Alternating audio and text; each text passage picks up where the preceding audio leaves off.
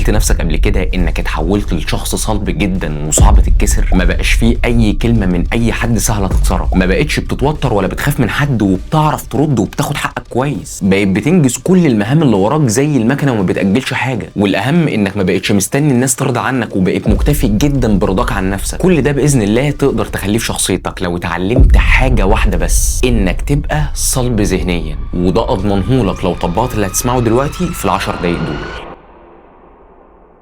بسم الله الرحمن الرحيم. رب اشرح لي صدري ويسر لي امري واحلل عقدة من لساني يفقهوا قولي. الحقيقه ان الحلقه دي واحده من اهم الحلقات اللي ممكن تكون بتتعمل في جد دماغي. في شاب يعني حرفيا الواد كل دماغي، يا شهاب اعمل حلقه عن الصلابه الذهنيه، يكتبها لي في كل الكومنتات، يبعتها لي في كل الرسائل، لدرجه ان انا فعلا انا بدات افكر عايز اعمل حلقه عن الصلابه الذهنيه. ولما فكرت في الموضوع لقيت ان الحلقه دي مهمه جدا، وخصوصا للشباب اللي في سني او الشباب اللي في سن المراهقه، حلقه مهمه جدا. وباذن الله انت لو فهمت الكلام اللي احنا هنقوله النهارده وطبقت واتدربت على الحاجات اللي هنقولها، اوعدك ان انت هتكون صلب نفسيا وذهنيا بطريقه انت ما تتخيلهاش، انت مش هتعرف نفسك. فخلونا نسمي الله كده ونبدا. اول حاجه، ايه هي الصلابه الذهنيه او النفسيه؟ بكل اختصار، الصلابه الذهنيه مش معناها انك تبقى شخص عامل زي الحجر وما بتحسش اي الم ممكن يحصل لك انت ما تحسش بيه، واي مشاعر سلبيه او اي حاجه وحشه تحصل لك ما تاثرش فيك. ده حاجه مش واقعيه، واللي يقول لك انك ممكن تبقى كده ده غالبا بيضحك عليك. يعني الصلابه الذهنيه او النفسيه بكل اختصار انك يكون عندك نوع من انواع اداره الالم، انك تتالم عادي ولكن تعرف تتالم ازاي، يبقى في عندك نوع من انواع التحكم او الكنترول على الالم ده. تاني، الصلابه الذهنيه مش معناها انك ما تتالمش، مفيش بني ادم في الحياه ما بيتألمش، ولكن انك تعرف تدير وتعرف تتألم ازاي. وعكس الصلابة الذهنية او النفسية هي الهشاشة النفسية او الذهنية، انك تبقى من اقل حاجة بتحصل في يومك بيتقفل وبتتكسر وبتحبط. طب يا شباب انا اعرف انا هش نفسيا ازاي؟ لو المواقف اللي انا هقولها دي اغلبها بتحصل لك، فاعرف ان انت كده عندك نوع من انواع الهشاشة النفسية. زي ما قلنا كده ان ممكن من اقل حاجة بسيطة تحصل في يومك تلاقي ان يومك ده كله باظ. رأي سخيف او رد سخيف جالك من واحد صاحبك وانت بتتكلم معاه، او جالك من اي حد عامة، تلاقي ان الرد او الحاجة دي اثرت فيك جدا، حتى لو ما بينتش ده قدامه ممكن تروح تنهار بسبب كلمه اتقالت لك. دايما بتقعد تقارن نفسك بالناس اللي حواليك، بالناس اللي موجوده على السوشيال ميديا، تبداش حاجه وبتكملها لاخرها. دايما بتخاف من انك تفشل، الناس هيقولوا عليا ايه اللي هيحصل لي، مش عارف الكلام ده كله. بتهرب من اي نقاش او مواجهه خوفا من ان يبقى شكلك وحش. اقل ضغط بيحسسك ان انت مش قادر، دايما كده ضغطك مستنزفه، دايما حاسس بمعنى اصح، او لو لخصنا الهشاشه النفسيه، دايما حاسس انك ناقص، دايما كده حاسس اني انا كده اقل من كل الناس، او الناس اللي حواليا حياتهم ماشيه مظبوط جدا وانا اللي حياتي وحش، انا اللي حياتي ناقصه. وده نابع بسبب نقصي انا، خوفي من ضعفي وخوفي من ان انا بان ضعيف. دايما محتاج الناس ترضى عني، دايما محتاج حد يطمني يقول لي كويس انت ماشي صح، مع ان الناس اللي في سني ممكن ما يبقوش كده، ولكن انا دايما محتاج راي الاخر فيا. انا دايما حاسس ان الاخر ده هو حاجه كبيره جدا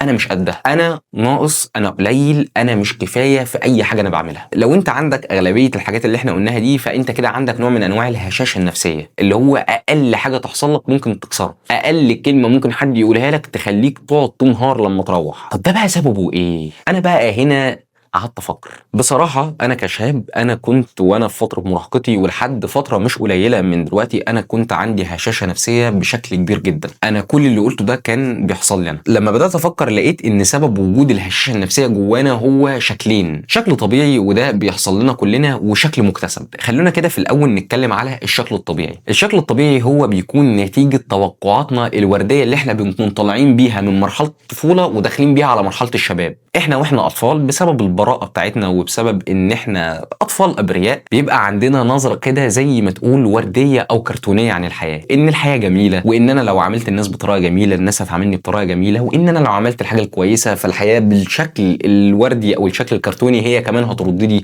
بشكل كويس. كل الناس اللي ماشيه في الشارع هي متربيه لانهم اكيد اتربوا شبهي زي ما ماما وبابا ربوني. فاللي بيحصل ان احنا بنبقى طالعين من المعتقدات دي بسبب ان احنا بنكون عايشين في حدود بيتنا في فتره الطفوله، فده بيخلينا كده عندنا زي ما تقول كده النظره ورديه او كرتونيه عن الحياه. فلما بنبتدي نكبر وندخل في مرحله المراهقه ونبدا كده نبقى شباب ونبتدي نحتك بالحياه، بنبدا ان احنا ناخد اول ضربه في الواقع، نلاقي ان اللي بيحصل بره مش زي ما احنا اتربينا، نلاقي ان الدنيا مش ورديه زي ما احنا كنا فاكرين، نلاقي ان احنا عادي جدا نكون بنعمل حاجه كويسه ونلاقي ان الدنيا في المقابل بتلف في وشنا، نلاقي ان عادي جدا نكون بنعامل الناس بطريقه كويسه وبطريقه حلوه قوي، ونلاقي ان الناس في المقابل بتعاملنا بطريقه زباله. فده بيخلق جوانا جوانا كده نوع من انواع الهشاشه النفسيه، اللي هو انا خايف من الناس، انا مش عاوز اتعامل مع الناس، انا اللي بيحصل دايما هو عكس توقعاتي، فانا عاوز اعتزل الحياه واعتزل الناس. والشكل ده طالما هو في الحدود الطبيعيه بيكون شكل طبيعي جدا، وده كلنا بنمر بيه واحنا طالعين من مرحله الطفوله وداخلين على مرحله الشباب او المراهقه. في بقى الشكل الثاني اللي هو بيكون الشكل المكتسب. الشكل المكتسب هو بكل اختصار بيكون نتيجه صدمه حصلت لنا واحنا صغيرين. الصدمه دي ممكن تبقى حصلت لنا من اهلنا، ممكن تبقى حصلت لنا من المدرس بتاعنا، من صحابنا في الفصل، من اي حد في الدنيا. ممكن كانت اساءه، ممكن كانت مقارنه، ولكن الصدمه دي بتتعلق بالاخر، فبسبب صدمتنا بقينا بنعظم الاخر سواء شخص او شيء. انا عارف ان كلامي معقد وان انا بتكلم كلام كبير جدا، خليني ابسط لك الموضوع ده في مثال بسيط. نفترض مثلا ان وانت صغير حد جه وقل ادبه عليك، عيل صاحبك في الفصل، واحد ماشي في الشارع، اي حاجه في الدنيا. فاللي حصل ان انت نتيجه الاساءه اللي الشخص عملها لك ده انت بدات تردها له باساءه انت كمان. هو شتمك فانت شتمته، فجي حد من بره، جه شخص ثالث من بره. الشخص ده كان مثلا باباك او مامتك، الشخص ده كان حد مثلا من المدرسين بتوعك، كان اي حد. فلما الموقف اللي حصل ما بينك وما بين الشخص ده اتحكى، ابتدى ان الشخص الثالث ده يجي عليك انت، ابتدى انه يغلطك انت، او ابتدى انه يعنفك او يضربك انت، او يرمي اللوم بشكل كامل عليك، مع ان الشخص الثاني اللي قدامك هو كمان كان غلطان في حقك، ولكن الطرف اللي جه من بره ده هو ظلمك انت. ظلمك بقى ازاي؟ ممكن يبقى ضربك، ممكن يبقى عنفك، ممكن يبقى شتمك، ممكن يبقى زعقلك، فده سبب جواك نوع من انواع الصدمه. الصدمه دي كانت متعلقه بمين؟ كانت متعلقه بالشخص اللي قدامك. الشخص اللي قدامك ده هنسميه الاخر.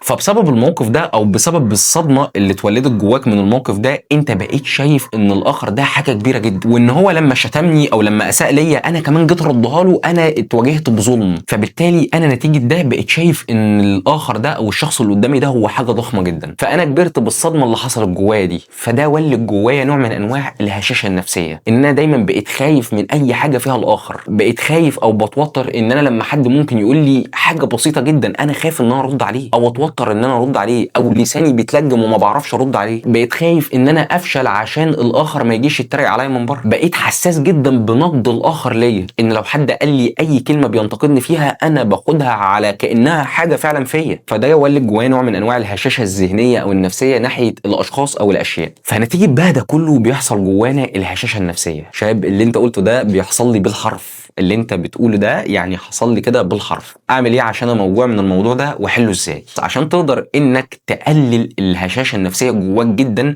لازما يكون بتعمل حاجه قصادها او ضدها. يعني انت عشان تقلل هشاشتك النفسيه لازما انك تزود صلابتك الذهنيه او النفسيه. طب ابوس ايدك دللي بقى ازاي ازود صلابتي الذهنيه او النفسيه زي ما انت بتقول. ركز لي بقى في الكلام اللي احنا هنقوله دلوقتي. عشان تكون شخص صلب نفسيا او ذهنيا لازم الاول كده انك بسم الله الرحمن الرحيم تتقبل 3 حاجات وتتمرن على 4 حاجات. بس الاول عشان تقدر تحكم على صلابتك الذهنيه او صلابتك النفسيه، ان انت تكون شخص كده صلب نفسيا، لازم ان انت تحكم عليها من خلال المواقف السلبيه اللي بتحصل في حياتك. صلابتك النفسيه بتبان في المصايب، بتبان في الحاجات الوحشه اللي بتحصل لك، بتبان في الوقت اللي انت بتكون حاسس فيه مشاعر وحشه جدا. في الوقت ده انت هتعرف انت صلب نفسيا ولا انت هش. فلو انت هش بقى اسمع بقى من الكلام ده كويس. عشان تكون صلب نفسيا لازم من الاول انك تتقبل 3 حاجات. ال3 حاجات دول احنا هنخليهم 3 اضلاع يعملوا مثلث وهنسميه مثلث التقبل. اول ضلع في المثلث او اول حاجه انت لازم تتقبلها انك تتقبل ان العالم مش عادل، ان مش معنى ان انت عملت حاجه حلوه جدا فبالتالي انت هتاخد قصادها في المقابل حاجه حلوه جدا. ممكن الحياه تديك قصادها في المقابل حاجه حلوه، ولكن برضه ممكن تديك حاجه وحشه. ممكن تكون قاعد بتذاكر وبتضح طول السنه عشان تقفل الماده، وتذاكر هنا وتعمل هنا وتعمل هنا، وده على فكره وده اخذ بالاسباب وده اجتهاد وده اللي المفروض عليك انك تعمله، ولكن تلاقي نفسك انك قبل الامتحان بيوم يحصل لك موقف او يحصل لك مصيبه فبالتالي ما تقدرش ان انت تروح الامتحان. اهي حاجه حصلت غير متوقعه مع انك كنت عامل اللي عليك كويس جدا، ولكن ده بسبب ان الحياه مش عادله، بسبب ان ده بلاء كان مكتوب لك. لازم تتقبل البلاء، لازم تتقبل ان الحياه مش عادله، لازم تتقبل ان انت ممكن تكون بتعامل واحد صاحبك بكل محبه وكل صدق وتلاقيه ان هو في المقابل بيعاملك بالكذب والنداله وبيعاملك بطريقه وحشه جدا. لازم تتقبل ان انت ممكن تكون بتكلم حد بالذوق وتلاقيه ان هو بيرد عليك بقله ذوق. دي اول حاجه لازم تتقبلها، ان الحياه مش عادله، ان مش معنى ان انت عملت كل حاجه بالشكل الكويس فان المقابل بتاعها يجي لك بالشكل الكويس. لا، عادي جدا ممكن في وقت من الاوقات او احيانا، عشان ما نقولش ان ده الاغلب اللي بيحصل، تلاقي ان اللي حصل مش اللي في دماغك خالص. يعني مش معنى ان انت ما بتحسدش الناس فبالتالي الناس هي كمان مش هتحسدك، لا عادي انت ممكن تكون ما بتحسدش الناس وتلاقي حد حسدك. فالحياه مش عادله. الضلع الثاني في المثلث والحاجه التانيه اللي المفروض تتقبلها هو حدوث الخطا في حياتك. لازم تتقبل حدوث الخطا سواء منك او سواء من الحياه عامه. لازم كده يبقى عندك ايه؟ المرونه. ممكن تبقى عملت كل حاجه صح وتحصل حاجه غلط خارجيه تخلي كل صح اللي انت عملته ده وقع في الارض. ممكن انت شخصيا كنت بتعمل حاجه وغلطت وانت بتعملها، فمن صلابتك النفسيه انك تعرف انك تتقبل خطأك ده، وان عادي ان مش شرط الناس كلها تبقى ماشيه صح، ممكن حد يعمل حاجه غلط بسيطه قد كده تاثر في حاجه معينه بعملها. فلازم تتقبل كده ان يحصل غلط في حياتك، يبقى عندك المرونه، تبقى عامل كده زي الميه بتتشكل على الحاجه اللي انت بتتحط فيها. والله الحياه مسكتك كلتك بالقلم كده، لوحت لك راسك تروح لاوح راسك كلها ولافف الناحيه الثانيه وتبص لها نفس البص. الحياه مسكتك اديتك بالجزمه تروح واخد الجزمه دي منها وملمعها ولابسها وخارج بيها. لازم يبقى عندك المرونه، تتقبل الخطا اللي بتعمله الحياه او اللي بيحصل في الحياه عامه، او تتقبل خطأك انت. الحاجه الثالثه اللي لازم تتقبلها او تعرف انك تتحكم فيها هي احاسيسك السلبيه او مشاعرك السلبيه، زي الخوف او القلق او التوتر او الغضب او اي حاجه من الحاجات دي. لازم تتقبل احساس خوفك او احساس توترك، ان تقول لنفسك كده انا خايف دلوقتي وده عادي، يعني انا بني ادم وطبيعي ان انا خايف، وما تعيش نفسك مع احساس الخوف ده، ولكن تفضل متتبعه. يعني ما تخافش من خوفك، شوف الخوف ده هيودي لفين، او بمعنى اصح صاحب خوفك. لما تصاحب خوفك هتلاقي ان انت بشكل لا واعي بتكسر الخوف. الخوف ده عامل زي واحد بيغرق في ميه، اللي بيفضل يطبش وبيعمل ومش عارف ايه وبتاع، ما بيعرفش ان هو يخرج من الميه وبيغرق. ولكن اللي بيسلم وما بيخافش وبيصاحب خوفه وبيسيب نفسه الميه، بيلاقي ان الميه لوحدها هي اللي بترفعه وبيبدا يعيش. فما تخافش من اي مشاعر سلبيه انت حاسسها، صاحبها، شوف هتروح لحد فين. مش معنى كده ان انا بقول لك تخلي ان الخوف ده يسرح في حياتك، لا، انت تحجمه، ولكن انت تبقى زي ما بقول لك كده متحكم في الخوف ده او متحكم في مشاعرك السلبيه، او تبقى متقبلها على الاقل. دول كده الثلاث حاجات اللي لو تقبلتهم ده هيفرق جدا في صلابتك الذهنيه او النفسيه. وهتتمرن عليها ازاي؟ ده عن طريق ان انت هتتمرن على 4 حاجات، واللي بيسموه النظام الفور سي. النظام ده تحفه. ايه نظام الفور سي ده، او ايه ال4 حاجات اللي لو بدات ان انا اتدرب عليهم هيخلوا عندي نوع من انواع الصلابه الذهنيه؟ اول سي وهي اللي تشالنج او التحدي. لازم تتعلم انك تتحدى نفسك. كل البني ادمين عندهم مشاكل، انت عندك مشاكل وانا عندي مشاكل، واي حد بتشوف في الدنيا دي كلها هو عنده مشاكل. ولكن البني ادمين بيكونوا قصاد المشاكل دي نوعين. في نوع لما بتحصل له مشكله او بتحصل له اي ازمه في حياته بيحصل له نوع من انواع اليأس، او بيحصل له نوع من انواع ان هو ما بيكملش، فبالتالي بيقعد جنب المشكله وبيفضل قاعد جنبها. وفي نوع تاني بقى انه لما بيحصل له نفس المشكله او بيحصل له نفس الازمه بيبدا ان هو يتحدى نفسه انه يقدر يعدي الازمه دي. بيبدا انه يبص على نص الكوبايه المليان رغم صعوبه ده، ولكن بيبدا انه يعمل كده عشان يقدر انه يعدي المشكله دي ويتعلم منها حاجه. ودي مهمه قوي، انه يتعلم منها حاجه. ما بيتعاملش معاها ان هي خلاص دي نهايه العالم زي ما اخينا الاولاني ده عمل. انا عارف ان الكلام صعب، خلينا ابسطه. يعني مثلا انت ما بتحبش الصحيان بدري، بتكره انك تصحى بدري ومتعود انك بتصحى الساعه 12 ولا 1 ولا 2 الظهر. عشان تتحدى نفسك تتمرن او تحط نفسك في موقف انك غصب عنك تصحى بدري، بدل ما انت بتصحى 1 أو 2 تصحى الساعه 9 الصبح مثلا. ممكن تشوف ان حاجه زي كده ممكن تبقى بسيطه، يعني دي هتثبت لي ايه لما اعملها؟ لا، دي بتفرق في ان انت لما بتتحدى نفسك ده بيخلي عندك نوع من انواع الصلابه الذهنيه. من الاخر كده درب عقلك او درب نفسك على ان الانزعاج مش نهايه الحياه. انا عادي ان انا يحصل لي حاجات رخمه او حاجات وحشه في حياتي، ولكن لما ابص لها بعقليه او بنظره ان انا هتحدى نفسي في الموقف الصعب ده عشان اثبت لنفسي حاجه، دي بتخلي عندك صلابه نفسيه رهيبه. السي الثانيه او الحاجه الثانيه اللي تتدرب عليها هي الكنترول او التحكم. مش عارف انتوا فاكرين الجمله اللي انا قلتها في الحلقه اللي فاتت ولا لا، بس لو ما اتحكمتش في الحاجات اللي موجوده في حياتك، الحاجات اللي في حياتك هي اللي هتتحكم فيك. كلامي مش بس على اشخاص، كلامي كمان على الاشياء. من ضمن الحاجات اللي لو ما اتحكمتش فيها هي اللي هتتحكم فيك هي مشاعرك. لازم تتعلم انك تتحكم في مشاعرك، تتحكم في خوفك، تتحكم في قلقك، تتحكم في غضبك.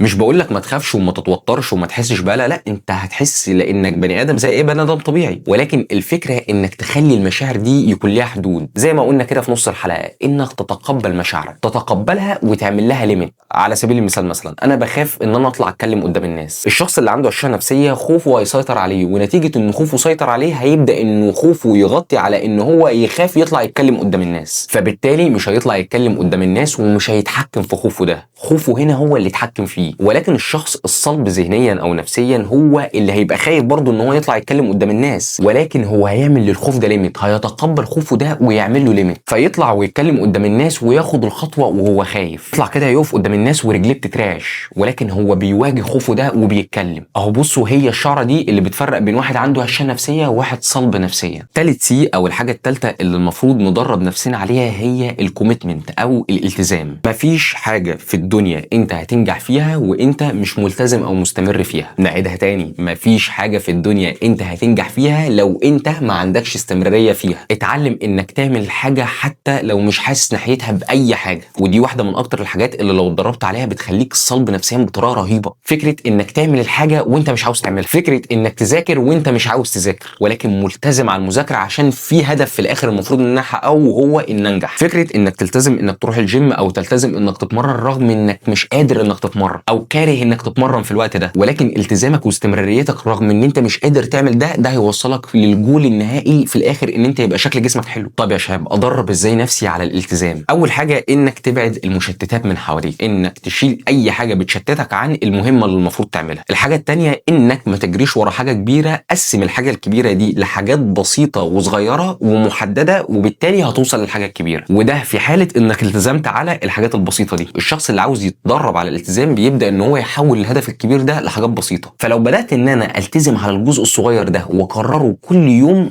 اللي هيحصل في الاخر ان انا هوصل للهدف بتاع الكبير. لو ذاكرت كل يوم درس من كل باب، انا في اخر السنه هجيب المجموع اللي انا بحلم بيه. وهو ده الالتزام، هي فكره كل يوم ان انا اعمل الحاجه البسيطه دي كل يوم. فدرب نفسك على ده في المذاكره، درب نفسك على ده في التمرين، درب نفسك على ده في كل الحاجات اللي انت نفسك تحققها. تعلم كل يوم مهاره من المهارات الناعمه او اللي بيسموها سوفت سكيل بسيطه جدا، وابدا انك تجرب وتعلم انك تتكلم مع الناس مره فوق مره فوق مره، وتتعلم سوفت سكيل فوق سوفت سكيل فوق سوفت سكيل. هتلاقي ان في الاخر انت بتوصل للشخص اللي انت نفسك تبقى زيه. فدرب نفسك على فكره الالتزام في ان انت تعمل حاجات بسيطه ومحدده وتكررها كتير. السير الرابعه واخر حاجه انت المفروض تدرب نفسك عليها وهي الكونفيدنس او الثقه، ودي انا مش بشوف ان هي حاجه انت تتدرب عليها على قد ما بشوف ان هي نتيجه لكل اللي احنا اتكلمنا فيه ده. زي ما قلت قبل كده في الحلقه اللي انا كنت اتكلمت فيها عن ازاي تبقى واثق في نفسك وازاي يبقى عندك ثقه في نفسك كبيره جدا، ان الثقه بالنفس هو مش هدف بنسعى له على قد ما هي نتيجه بتيجي جوانا نتيجه حاجات متراكمه احنا بنعملها. بمعنى اصح، الثقه بالنفس هي برودكت مش جول، هي ناتج لمجموعه حاجات صغيره كتيره جدا حصلت فبالتالي كونت الثقه بالنفس. مفيش حاجه اسمها انا لو عملت كذا هكون واثق من نفسي، الثقه بالنفس هي نتيجه. فبالتالي عشان توصل للسي الرابعه انت محتاج تدرب نفسك على كل الكلام اللي احنا قلناه في الحلقه ده، وهتبقى بالتالي كده قدرت انك تحقق السي الرابعه في النظام ده. لازم برضو عشان تقوي صلابتك الذهنيه انك تتعود انك تمتن على الايجابيات اللي موجوده في حياتك، خصوصا في الاوقات السلبيه اللي انت بتمر بيها. ده يخليك كده تحس بنوع من انواع الراحه. لما تحصل لك مصيبه او لما تحصل لك مشكله او لما يحصل لك اي حاجه وحشه في حياتك، ابتدي انك تفتكر الايجابيات اللي ربنا اداها لك. افتكر ان انت مهما حصل لك انت لسه بصحتك، انت مفيش اي حاجه في الدنيا تغنيك عن صحتك دي. افتكر ان انت مثلا مهما حصل لك ان باباك ومامتك جنبك، ان اهلك حواليك، ان عندك اصحاب.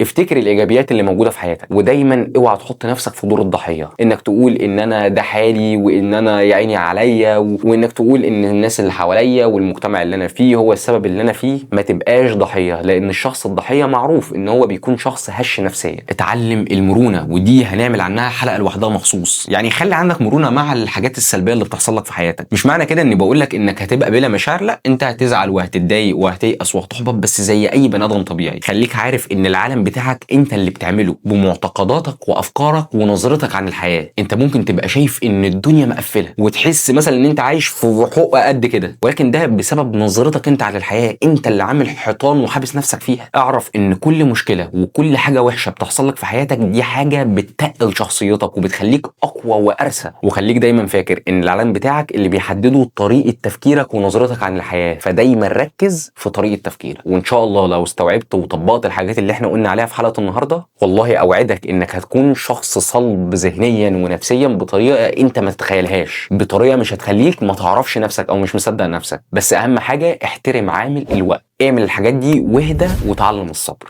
وبس. كالعاده ما تنساش تعمل شير.